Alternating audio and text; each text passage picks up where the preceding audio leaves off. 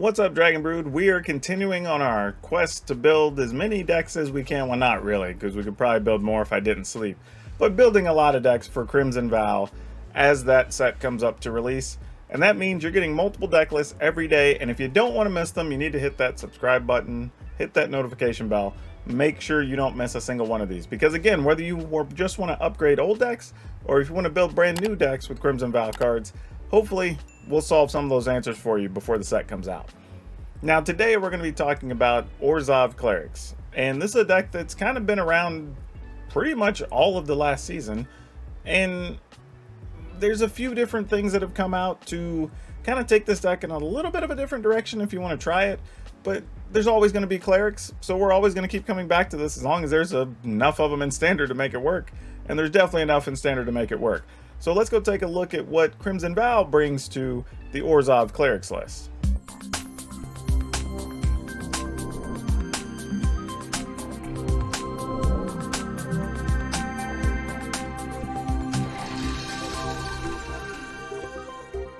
Okay, right off the top in our 1 mana slot, we're going to be playing 2 Cleric class. It's possible we could squeeze a third one of these in here, but for now we're just going to go with 2. I'm looking for room for a third, though. I will say that up front.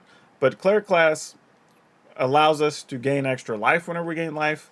And then on level 2, whenever you gain life, you get to put a +1/+1 counter on something. And then you can pay at level 3, 5 mana to get something that costs 3 or less back from your graveyard and put it into play.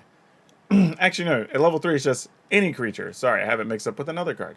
But regardless, the fact of the matter is we're mostly just using it for level 2. And that's whenever we gain life, we're putting +1/+1s on creatures. Because that's what we're really going to want to do with this deck. Now, to gain life, our first thing in the deck is Lunarch Veteran. 1 mana, 1/1. Creature comes in, you gain a life. The backside is on Disturbed. It makes a 1/1 Flying Spirit. And whenever you have a creature die, you also gain a life. So it's helping us gain life both ways, which is great. Now, one of the new cards we're going to look at for this list is Olenbach Escort. And I toyed around whether I wanted this in the list or not, and I decided yes. Even though it doesn't really gain life, and it doesn't really put +1/+1 counters on things, one, it has vigilance, right? So that's a very big deal. But it does allow you to sacrifice it, and then if you have a creature with a +1/+1 counter on it, that creature gains lifelink and indestructible. This is good for a few reasons. Obviously, indestructible helps against like board sweepers and things like that, which is awesome. But even getting that lifelink could be important in some situations where you might be on a critical block, or maybe you're trying to race the opponent, so something you have that's breaking through gives you the opportunity to gain 6 life, 8 life, whatever, and swing the battle a little bit. So I kind of want to toy around and see like what all this can bring to the table. And then if nothing else, if you can put a few of your +1/+1s on it, and you have a little attacker that can also block because it has vigilance. So yeah, let's give this card a shot and see how it works out. Now, if you've been playing the Clerics list, Cleric of Lifespawn, just a good card. 2 mana, 2/2. Whenever another Cleric comes into play, you gain a life. The first time you gain life on a turn, you put a +1/+1 counter on it. So it's kind of a self-contained growing creature, right? Which is awesome. But when everything's Clerics, you can gain a lot of life over the course of a couple of turns. So really big on this, and even in pairs, they're really powerful. You're playing Luminarch Aspirant because, again, if you're playing aggressive stuff and you're playing white, it's going to be hard to not play Luminarch Aspirant. It's just probably the best 2 mana thing white has had in a very long time. It's got to be a top 5 ever for 2 mana white creatures. And somebody tell me I'm wrong. Like name 5 in the comments that are better, because there's probably something I'm not thinking of. But this card, very good. Then we're playing 1 Pyre of Heroes. Now, I will say, last season I did have a version that was more focused on Pyre of Heroes. This one, not so much. Mostly because there's another new card we're going to talk about here in a second that makes it as less of a priority. But it is nice to just have the flexibility to be able to go find the creatures you're looking for sometimes. We're playing 1 Shadiri Shelter, mostly because I like the ability to protect a creature every once in a while.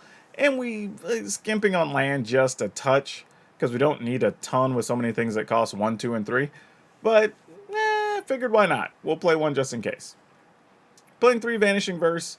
I still think if you're on black-white, this is probably the most versatile removal card, especially when you're looking across the board at like the Planeswalkers. They're all single color because, you know, you're mostly seeing like Loth, Ren and 7. You know, a few times you'll see Mordenkainen, right? But they're the monocolor ones, right? There's a chance you might see a Kaya now that would be multicolor, but that'd be about it. But you're also able to get rid of like Eska's Chariot, pretty much all the big problem creatures in the mono green stuff. Uh, Obviously, all the mono white creatures you can get rid of. So there's lots of really good cards with this just like. And the other thing too is it exiles. It doesn't destroy. So if you're debating why you'd want to play this over something else, the ability to exile something in a world where things want stuff to be in the graveyard, you know, and disturb creatures and everything else, like that's a very big deal. So keep that in mind whenever you're deck building. Now that new card I told you about that we were really kind of changes how we build the deck is Voice of the Blessed. This is a 2-mana 2/2. When you gain life, you put a +1/+1 counter on Voice of the Blessed. As long as Voice of the Blessed has 4 counters on it, it gets flying and vigilance, and then if it has 10 counters on it, it gains indestructible. Now, this is going to have 4 counters a lot, so very often this is going to be flying and vigilance as a 6/6. If you manage to get it to 12 and your opponent's not dead yet, this thing becomes indestructible. I'd imagine we're rarely going to have 10 counters on it.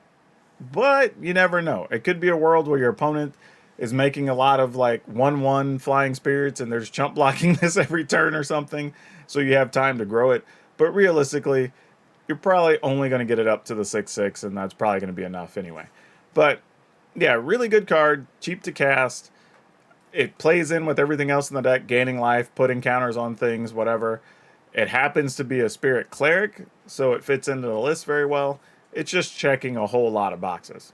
Then we're playing 4 Elite Spellbinder, because Elite Spellbinder is also very good. This is the card that shows up in a lot of aggressive decks with white just because of the simple fact that it slows your opponent down, right? They can't play their big spells on time. They're not able to sweep the board. You also get to see your opponent's hands, so you can kind of strategize the next couple of turns. So there's a lot of benefits to playing this, and it also flies. So if you're able to put counters on things, putting them on another flyer makes it even harder for your opponent to do anything about it. Then, back to gaining more life, we're playing Righteous Valkyrie, 4 copies, because everything's a cleric, and if we can get to 27 life, magically we get everything +2/+2, which it can happen quite a bit in this list, especially when you're talking about having a Lunarch Veteran on 1, a Cleric of Lifespawn on 2, you know, then you play the Valkyrie, and then all of a sudden you're starting to just gain 3, 4, 5 life a turn, and it's pretty easy to get there. And then we're playing 3 copies of Aura, Skyclave, Hierophant. This is just great. Whenever your creatures die, you get stuff back out of the graveyard.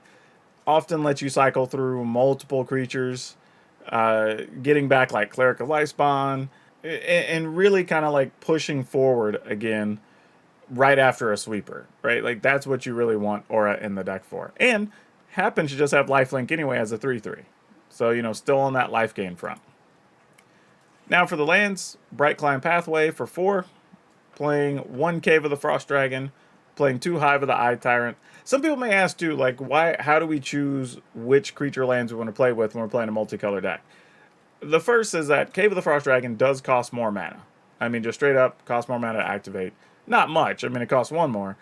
But the trade-off is Hive of the Eye Tyrant also gets Menace, so it has to be double blocked, and it can remove stuff from the graveyard, which I'm, at least right now, theorizing it's going to be more important than it was during Midnight Hunt.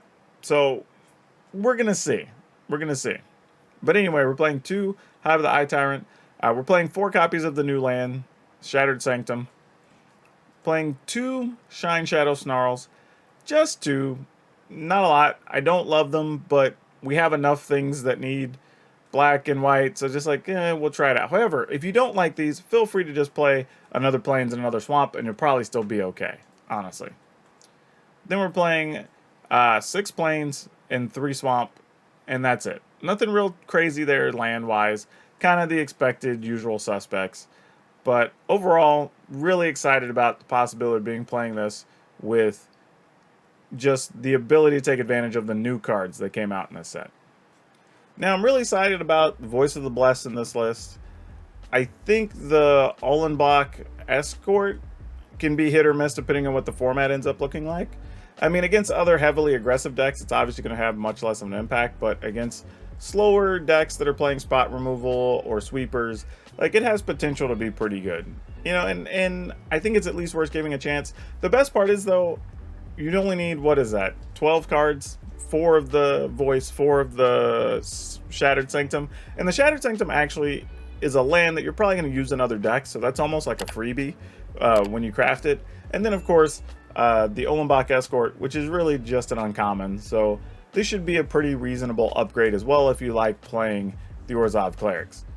But let me know if there's other cards you considered, or things you're surprised I didn't include in my list, or things that you're mad I didn't include in my list. I don't know, let me know down in the comments. Speaking of which, if you want the deck list, it will be in the description down below, along with links to our Facebook and Twitch streams if you want to come by and give some input or work on some decks with me.